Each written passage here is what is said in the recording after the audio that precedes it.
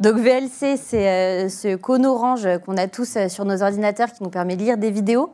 Tu le disais, tu l'as créé justement quand tu étais à Centrale, je crois que c'était en 1996. Tu as participé à... Alors en fait, pas du tout, parce que en fait, les gens ne veulent pas comprendre, c'est que personne n'a créé VLC.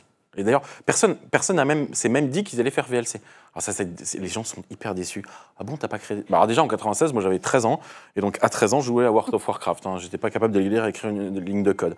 Le truc, c'est qu'en fait, le projet VLC, c'est un projet qui est la continuité d'un groupe d'étudiants qui était à Centrale Paris, puisque l'école Centrale Paris est une école qui est assez bizarre, où le campus est géré intégralement par des étudiants. D'ailleurs, le campus n'appartient pas à l'école. Il est géré par une association. Et c'était les étudiants qui faisaient tout. La cafette, le bar, la bibliothèque, et aussi la télé, la radio, et quand il y a eu un réseau informatique, le réseau informatique. Et c'était un réseau informatique en token ring, donc je pense que personne ici n'a une idée de ce que c'est. C'est des réseaux qui ne sont pas en étoile avec des switches, mais en fait, tu fais un chemin, un peu comme quand tu te tiens la main et tu fais passer des messages quand tu es petit. L'idée, c'est exactement ça. Tu as un token qui passe et tous les ordinateurs le font. Alors, ça marche très bien quand tu es dans les années 80 et que tu fais des mails en ligne de commande, hein, évidemment. Quand tu veux jouer à Doom, ça marche moins bien parce que, évidemment, la latence, elle est évidemment linéaire en fonction du nombre de mecs qui sont sur le réseau. Donc évidemment, quand tu veux au 93-94, quand tu veux jouer en genre réseau, bah, tu as beaucoup de latence, et quand tu as beaucoup de latence, tu te fais tuer. Donc ils vont voir l'école en disant « Ah, vous comprenez, on a besoin d'un nouveau réseau pour travailler, parce qu'il y a le web qui arrive. » Et l'école lui dit « Ah, on aimerait bien vous aider, mais on ne peut pas parce que c'est sur le campus. » Et donc, ils essayent de trouver une raison, mais genre une vraie raison qui pourrait aller avec le... on a vraiment besoin d'un nouveau réseau. Et ils vont voir des partenaires de l'école, ils vont voir évidemment Bouygues, puisqu'évidemment il y a plein de centraliens chez Bouygues, et il y a un mec qui les envoie chez TF1 ou TPS et qui lui dit « Le futur de la vidéo, c'est le satellite, sauf qu'aujourd'hui, il faut acheter des grosses boîtes. » Tu sais, c'était des boîtes comme ça, des décodeurs qui coûtaient 2500 francs la boîte, puis des grosses antennes. Et puis, au lieu... Et il disait « C'est le futur, c'est ça, de la télé, c'est ça. » Et en fait, on a 1500 élèves, et ça serait bien en fait de mettre une seule antenne, et ensuite de prendre la vidéo, de le mettre sur le réseau. Alors évidemment, votre réseau Token Ring, il est nul, donc on va vous payer un nouveau réseau, mais on va faire ça pour éviter de faire ce que tu vois dans les bars HTLM, où tu vois évidemment 700 personnes qui sont tous achetés leur antenne plutôt que d'avoir un seul qui diffuse à tout le monde. Donc c'était vraiment cette idée. Et donc le but, c'était d'avoir un nouveau réseau. Et c'est un projet qui s'appelait Network 2000. Tu comprends, c'était en 95, 2000, c'était le futur.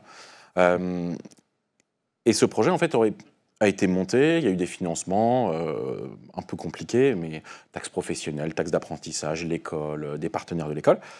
Et ils font une démo, leur démo, elle fonctionne au bout d'un an et demi. Ça crache évidemment au bout de 45 secondes, donc c'est pas grave, la démo elle durera 30 secondes.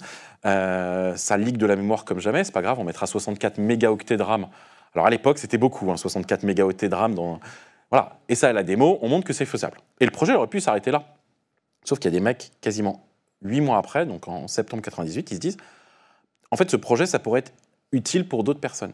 Et donc, ils relancent ce projet dans le but d'être open source et qui lancent le projet qui s'appelle Vidéo sur un réseau local, Vidéo LAN. Mais, again, on ne parle toujours pas de VLC. Le projet, c'est un serveur, c'est des clients et c'est des éléments actifs sur le réseau. Donc, on n'est toujours pas on se focus sur VLC. Et dans le client, il y a des gens qui se mettent à rajouter la lecture des DivX à l'époque et la lecture des DVD. Et c'est le jour en 2001 où ça passe en open source, parce que l'école autorise le passage en open source, qu'il y a des contributeurs extérieurs qui viennent et qui le portent sous Windows et qui le portent sous Mac. Et c'est là que ça sort de l'école et que ça devient.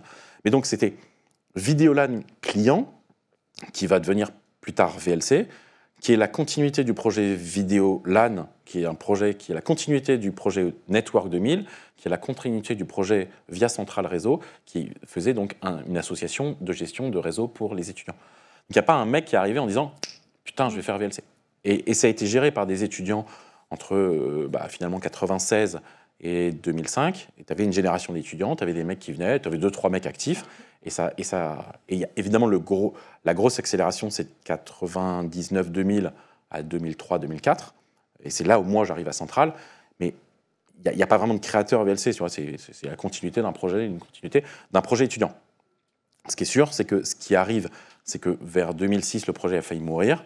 Et c'est là, en fait, moi, quand je reviens des États-Unis après mon VIA, que je crée une association et que je fais sortir tous les assets, la propriété intellectuelle, les serveurs, le peu d'argent qu'il y avait, il y avait peut-être 15 000 euros pour créer une association et sortir le logiciel. Et surtout, recruter pour faire passer d'un logiciel fait par des étudiants qui fonctionnait plus ou moins bien à quelque chose qui soit beaucoup plus professionnel.